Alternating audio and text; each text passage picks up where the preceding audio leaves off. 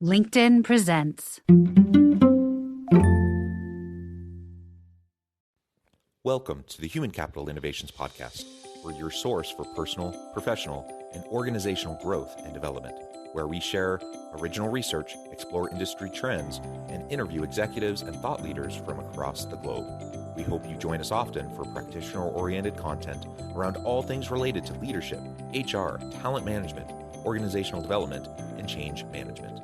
Maximize your personal and organizational potential with Human Capital Innovations Podcast.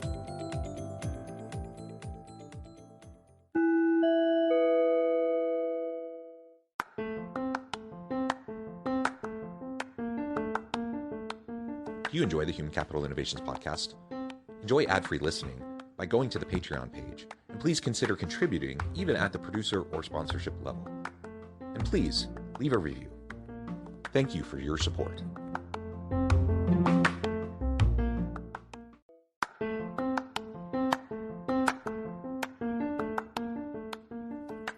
Welcome to the Human Capital Innovations Podcast. In this HCI Podcast episode, I talk with Mark Briggs about the need to change the way we change at work.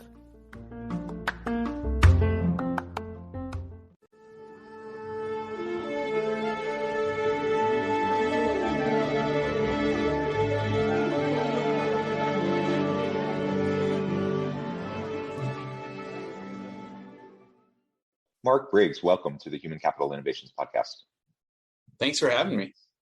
Yeah, it is a pleasure to be with you. You're joining us outside of Seattle. I'm south of Salt Lake City in Utah. And as we were chatting in the pre-interview, I was explaining, we got dumped on with a bunch of snow. So today's a snow day for my kids. They're at home. And so that means I'm at home and doing this podcast from the corner of my bedroom. It's like COVID at the beginning of COVID times all over again. It's exciting. I'm thrilled to have the opportunity to talk with you today, Mark. I know you're an avid skier, and so you can appreciate the snow. Today, we're going to be focusing on the need to change the way we change, specifically within the workplace, but really in general, as it relates to life also. I think we're not very good at change, and there's nothing more certain in life than change. So we need to figure out how to do it better and change the way we change. We're going to unpack that in part as we discuss Mark's recent book, but also just some of the other related elements to that. As we get started, I wanted to share Mark's bio with everybody. Mark Briggs is a management consultant who helps Fortune 500 companies modernize their operations, culture, and leadership by facilitating cutting-edge transformations. He is also a speaker, trainer, and consultant in digital transformation and innovation. Since 2006, Mark has worked with groups across the United States, Europe, China, and the Middle East. He is the author of 3 books and a professor of leadership and change management at the University of North Carolina, Chapel Hill.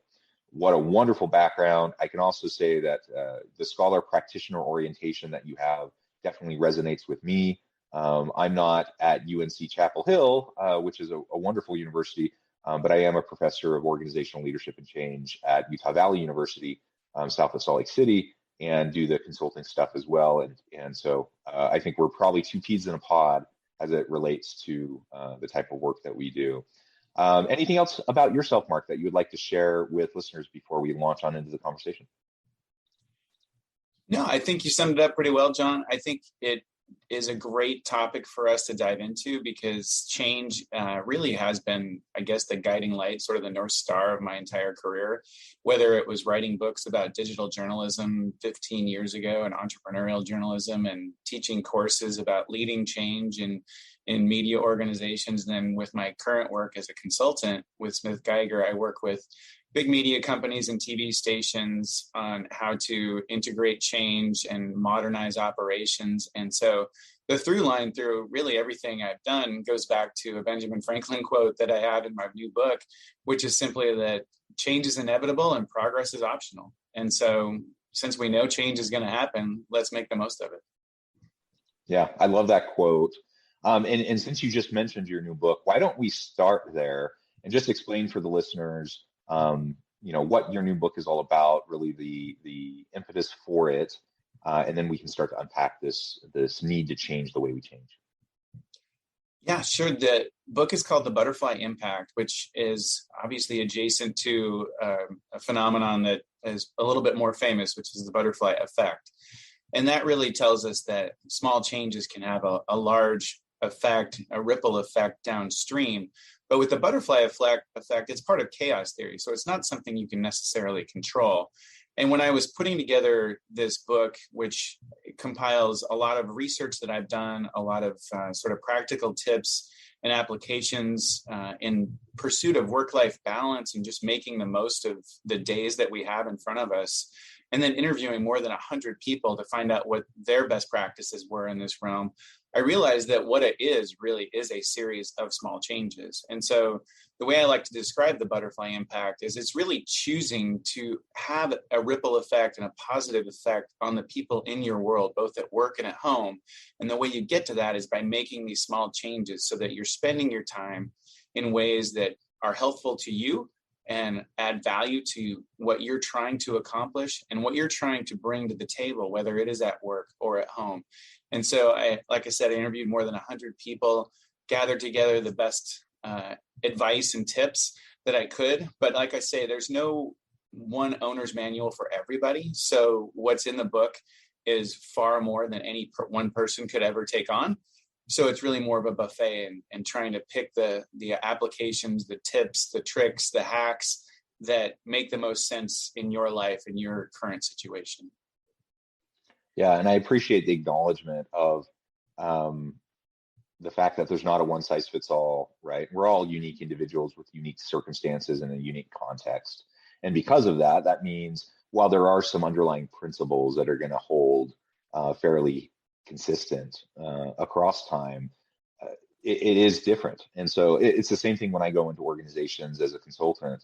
You know, I may have already done a very similar project with another organization, similar profile, similar, you know, same industry, similar size, like all those things that you check the box of all these things that are similar. And you know what? If I try to go in and do the exact same things I did at the last organization, it's probably going to fail for a variety of reasons. But part of it is just the fact that the nuance and the complexity of all the variables at play, even when you think there's a lot of similarities, there's going to still be a lot of differences. And so whether we're talking about individual change, we're each unique individuals, or organizational change, we each are part of unique organizations with unique cultures and contexts. We need to keep that in mind. But like you said, there are underlying principles and there are hacks and various things that you can try out and see if it fits, see if it works for you and for your team, for your organization. If it doesn't, let it go. Don't worry about it.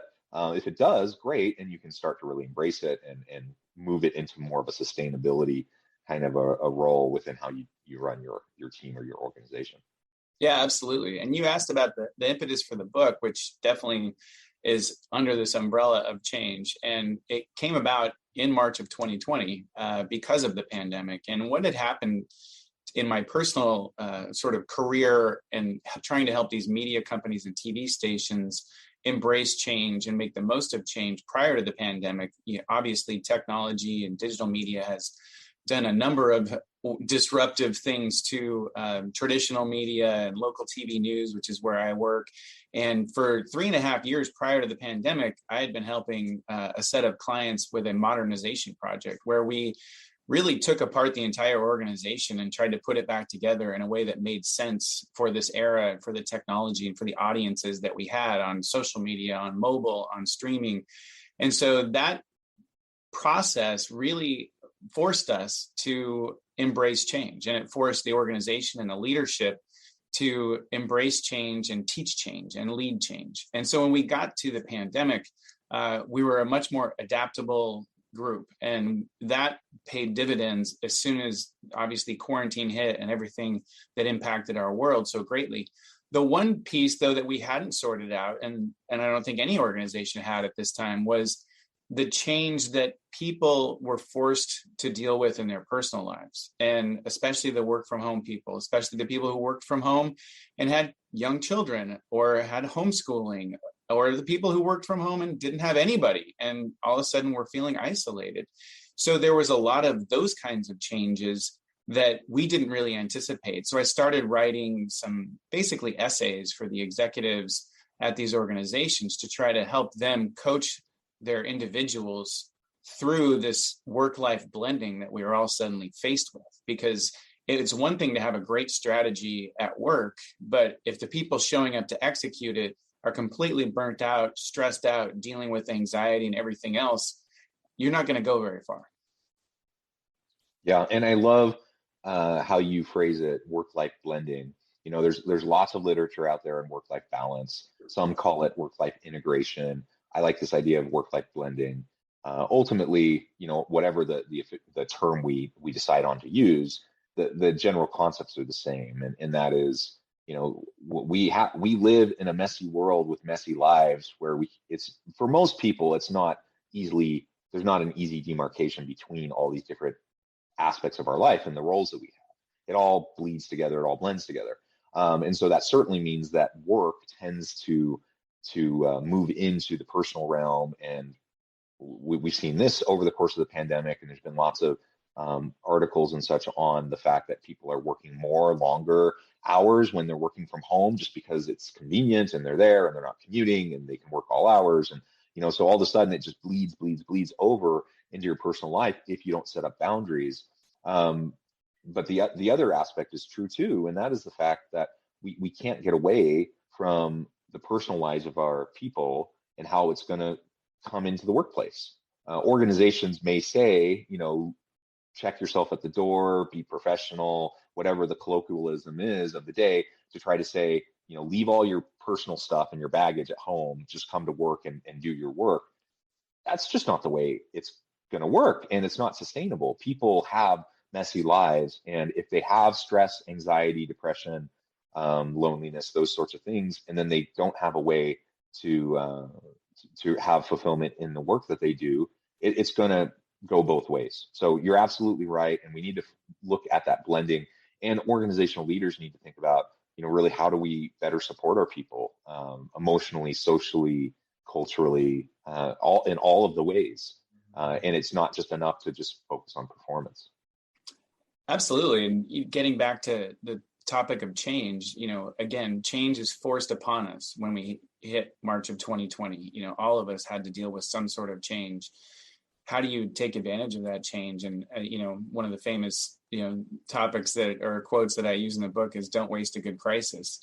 And that was an opportunity for organizations, but also individuals. Organizations, I think, have done a fairly good job from where I sit in terms of helping people find some work-life blending, allowing, a kid to interrupt a Zoom call, allowing someone to do a call from a car, just allowing that flexibility and that blending of work and life, understanding that as you're working from home, you're going to have things that you can't control like you could in the office. And then really recognizing those boundaries that you mentioned, and really giving people appreciation for taking a lunch break, or not taking a meeting after 5 o'clock, or doing those things that we have to not only say are important, but really leaders need to step up and start doing them. And in a lot of the recent conversations around my book, around this material with clients, that's what it really comes down to, is leaders who see their staffs are burnt out and stressed out, and they're saying the right things. They're saying,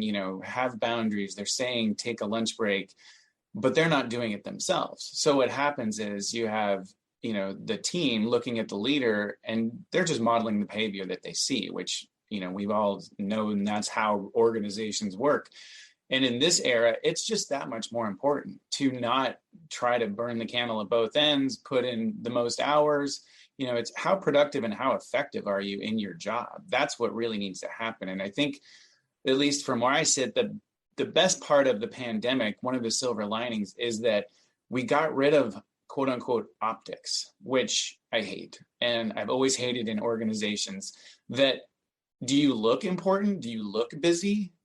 That doesn't matter. What are you bringing to the table? How are you moving? And are you making an impact? Like, let's really figure out who's valuable here and how they're adding value, not who's warming a chair for 12 hours a day.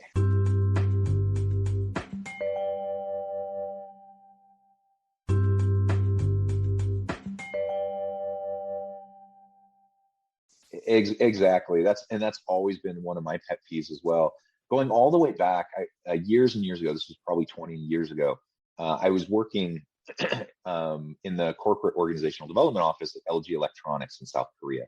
Now, the work culture in Korea, as it is in many Asian countries, is people put in really long hours. They show up early, they stay really late, and then even after the work is done, then they go out to a bar, sing karaoke, whatever. And you're just expected to be there, right? And it doesn't really have anything to do with the work that you have to do. You just need to be there as long as the boss is there, and you're expected to put in the long hours. And I remember at the time just thinking, oh, this is just so dumb. And part of it was just probably my Western, mindset and arrogance and of a young kid and whatnot. But through that experience and then moving on throughout life, I've seen it over and over and over again. I've seen it just as much in US companies as I experienced in Korea, that there's this idea of FaceTime, that I just need to look important. I need to look busy. I need to put in FaceTime so that important people see me at optimal periods so that they think I'm doing the work. And it really has almost nothing to do often with the actual productivity and the performance of the individual. Sometimes you have amazingly high performing individuals who may not have all the FaceTime, or they don't care about the optics, so they don't put all the time into playing those games. And you know what? They end up suffering because of it. And then other people get promotions or whatever, even if they're not the best suited. And so those types of things are silly. I completely agree. I think the pandemic kind of blew that up a little bit and forced us to take a second look at that. But I have to say, I've as people have started moving back to a physical workplace, I've heard many leaders start to talk about the need for everyone to be back in the office and the need to be able to walk around the office and monitor people and it, getting back to the old mentality. And I'm like, oh man, did we not learn anything over the last 2 years? Okay. Let's set that aside and move on. Yeah, this return to the way it was is really the last thing we need to do right now, I think. And then we were talking earlier about change, and then we talked about the organizational change, but personal change that was forced upon us with the pandemic, especially those who had to work from home. And we were forced to figure out work-life blending, and we were forced to figure out how to take care of ourselves when work can always be there. How do we set boundaries? How do we make sure we're taking time for ourselves, but also putting time in for the things that we value the most, which is probably like family and fitness and, hobbies and interests. And for a lot of folks who could now work, all day, every hour of the day, it took a lot more discipline. And I've worked with a lot of folks and I've had a lot of conversations with people around the book, and to say that one of the best things they learned was to put everything on their calendar, because that's what they value. So even something as simple as family dinner. I have several people that I interviewed for the book or have worked with as clients who had to start putting family dinner on their calendar in order to have that stop and transition and go do that. And then if you need to come back to your emails at 8 or 9 o'clock, okay, but at least you got the family dinner in. Because what I was seeing from people is they were just blowing through 6, 7 o'clock at night, continuing because there's always something in your inbox. And then they felt so crappy for missing family dinner and for not spending time with their children.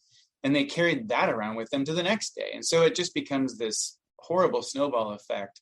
And then you feel behind, and it leads to a really unhealthy sense of well-being. So whether it's a lunch break, a walk, family dinner, yoga, whatever it is, once you put it on your calendar, you can make it happen. And so I tell people, go as far out on your calendar as you have to, 4 weeks, 6 weeks, whatever it is. Eventually there's white space, and put the big rocks in, to use Stephen Covey's term, of what you really know will make you healthy that week. And then when you get to that week and people ask you for a meeting, that time will be blocked off on your calendar, and you can just find a different time for that conversation. Because guess what?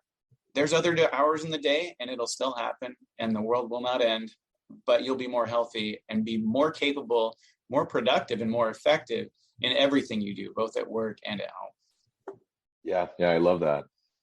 So there's a couple other things I really want to dig into. The first is really just if you have any thoughts on really specifically what we can do to change our attitude and our mindset towards change. So changing the way we change. We've already talked about how ubiquitous that is, that like everyone's changing all the time, or at least we should be trying to change and lean into change. But we just do it so poorly So what are some of the things that we can start to do both in our personal lives and in the workplace with our teams to start to have a healthier approach to the way we approach change? I would highly recommend everyone embrace the concept of play. And when I talk about play in the book, I have a whole chapter on it. It's not about having a foosball table at the office. It's about this idea of experimentation, trying new things, and learning.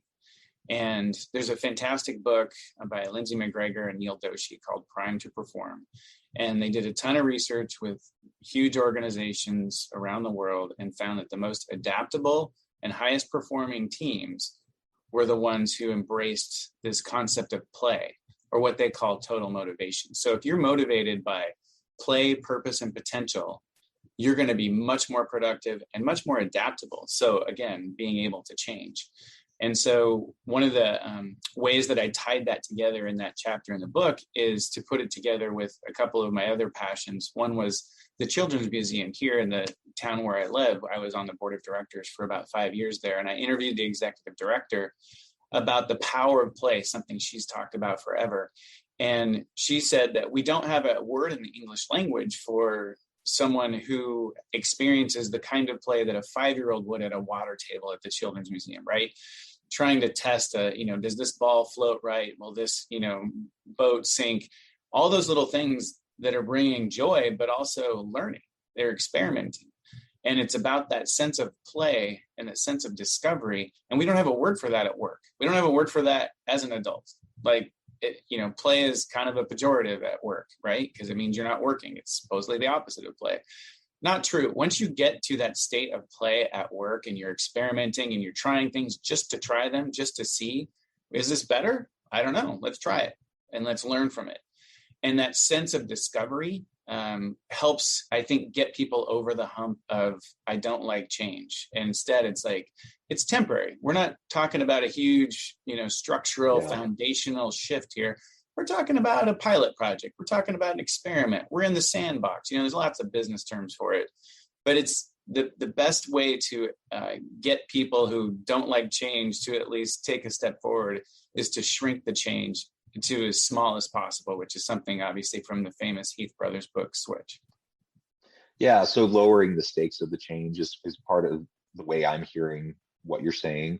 If all we ever do are these big, huge cross-organizational, implementations of whatever, sometimes those things are necessary. But if that's the only way we frame change, then people, understandably become a little skeptical and resistant to things, especially if they have experience where these big change initiatives fail.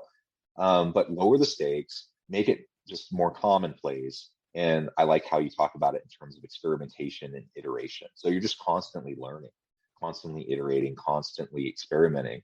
And if we can approach it that way, then, we don't need to feel stuck ever. And we don't need to feel afraid of a change that might fail and make us look bad. Because I think that's another reason why people often are really skeptical or hesitant towards change is they're comfortable with where they're at. They're worried about what this means for their job, how they're going to be perceived, what their new kind of environment will be like.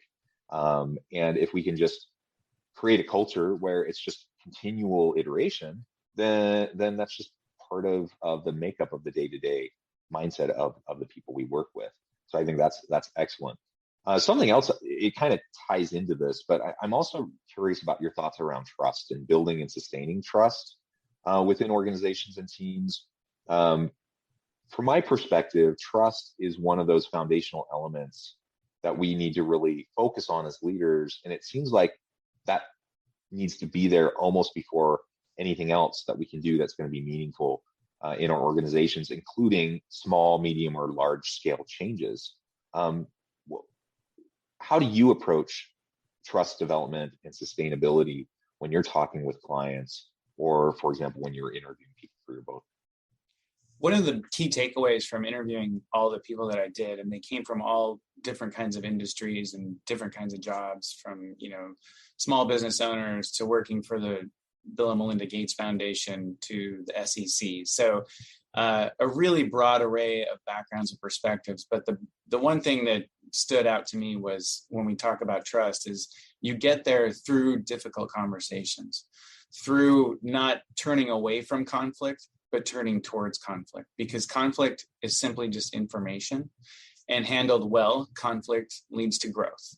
And the way we have these difficult conversations matters, right? It's often not what you say, but it's how you say it. You can have a difficult conversation without anybody getting hurt, without anybody getting upset, and you will learn and you will come together. And so one of the stories I wrote about in the book was in the summer of 2020, certainly when the Black Lives Matter protests were raging across America, the news organizations that I was working with, were obviously dealing with a lot of emotions around social justice issues, and especially for people who happen to be Black and who were feeling like in the crosshairs of all of this, huge upheaval in society. And so we had to have some difficult conversations about racism. We had to have difficult conversations about, presenting the news in the way it was being presented. And man, watching those conversations happen, even on a Zoom from 3,000 miles away, was powerful. And you could feel how much more trust these teams were building as they were having these difficult conversations, letting their guard down, getting to know one another. And that's another thing I have another client TV station that started doing, was just having these monthly get to know you kinds of situations where an employee will literally do kind of a show and tell on their life and talk about some of the challenges they've taken on. And wow, again, just that bonding and that people are able to be seen for who they are and where they come from and what they bring to the table. And it just builds so much trust. So the bottom line is you have to be intentional about this. You can't just expect trust to happen. And you have to make it okay to have difficult conversations. You have to really prioritize psychological safety so that people feel they can speak up and they can challenge ideas even from their boss or their boss's boss, and be able to say, let's have a conversation about this, because that's all it is. It's not, nobody's, personally attacking anybody. We're just trying to do the best we can for the team and the mission and the goal that we set. So it's just something that has to be prioritized and has to be, you have to put energy into it if you're hoping to build it. Yeah. And building trust on the vulnerability, like you mentioned, ultimately you can develop interpersonal connectedness and mutual accountability, and that trust that will then allow you to approach change in a more healthy way, that will allow you to do all the many other things that we often talk about, in terms of what makes a great organizational leader or for great success in life and in work. It all starts with those interpersonal relationships and trust. Well, Mark, it has been a pleasure. I know at the time I need to let you go here in just a minute, but this has been a fascinating conversation. Before we close, I wanted to give you a chance to share with listeners how they can get connected with you and find out more about your work, your team, your books, and then give us the final word on the topic for today. Yeah, my website's at butterfly-impact.com. My book, The Butterfly Impact, is available on Amazon. I'm also on LinkedIn and Twitter if you want to reach out on social media, and look forward to hearing from anyone. Wonderful. Thank you so much, Mark. It has been a pleasure. I encourage listeners to reach out, get connected, find out more about what Mark and his team can do for you. Check out his books. And as always, I hope everyone can stay healthy and safe, that you can find meaning and purpose at work each and every day. And I hope you all have a great week.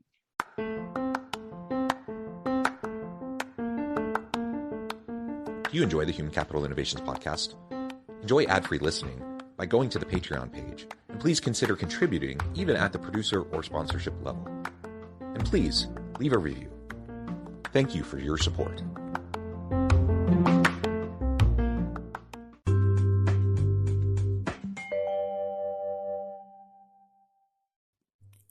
Thanks again for joining us for this episode of the Human Capital Innovations podcast.